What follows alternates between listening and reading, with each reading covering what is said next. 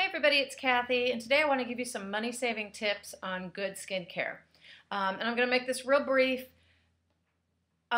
This is something that I tell a lot of my clients. If they are on a budget and they can't afford much, I tell them, look, let's get you started on some really good skincare and then skip the facials.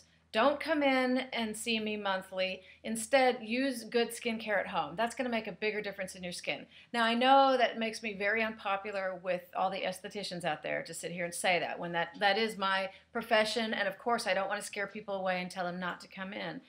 But when you're talking about bang for the buck, a facial is wonderful, but it's not going to undo the bad you're doing at home if you're not using some good skincare products. So if you are currently having facials, you could cut back on how often you're doing them. We like to tell people that a monthly facial is really optimal. But you know, the truth is, if you have really healthy skin, no issues whatsoever, no problems, you could do a quarterly facial, and that would be fine, as long as you're using good products at home. Now, if you have problematic skin, that's not going to work as well for you. But right now I'm talking about different places to cut costs. So now let's say that you've cut back on your facials, or if your financial situation is such that you can't afford any facials, well, that's okay. The most important thing for your skin to look its best is to be using good products at home. Because remember, you're washing your face twice a day, or at least you should be, and that's going to have the greatest effect on how you look. So now how can we save money from that point of view on our products? You know how I feel about retinoids. I think that's where you put your money. If you can buy nothing else high-end or expensive, put your money there into the serum, and then go really inexpensive on the cleanser and moisturizer, and just leave it at that. Of course, I want your moisturizer to have sunscreen in it for daytime, and your cleanser, it should not be too strong for your skin. And on the other hand, if you're really oily, it should cleanse your skin well enough that you don't feel still greasy when you're done washing. But other than that, cleanser and moisturizer are fine to go with drugstore if that's all you can afford. A lot of you have written in that you love CeraVe, and that is definitely one of the brands that dermatologists recommend. And if you have normal skin, normal to dry, you don't break out, I definitely say, you know, go ahead, use the CeraVe moisturizer. Same thing with Cetaphil. That's another favorite for dermatologists. Now, if you have problem skin, acne-prone skin, those are going to be a problem for you, and I don't recommend them. But anyway, that's some of the ideas you can use to save money. Put your money in a serum to begin with.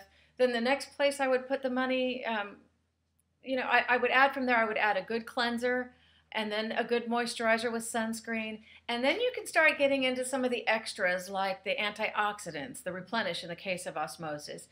And some of you have asked me about Stem Factor, which is a new product by Osmosis, and it's really advanced. And so that's not something I would recommend to somebody who is wanting to get the most bang for their buck and get the most out of their products. That's kind of for somebody who's very high maintenance and wants to throw everything that's out there at their skin. That's the kind of person that would use the Stem Factor. But anyway, I hope this helps, and I hope that all of you will understand and believe me when I tell you that you can all have nice skin, you can all take good care of your skin, and you can do it at any price point. You just have to be choosy. Decide where to put your money. Now, having said all that, I think that a monthly facial is wonderful for those of you who can afford it. Not only does it help your skin to be more radiant and beautiful, but I believe it's really good for the soul. You know, we women walk around now, we have so many different responsibilities that women didn't used to have.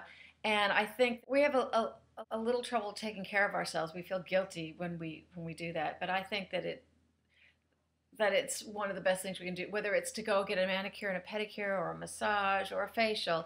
It really just soothes the soul just from that little bit of tactile pampering.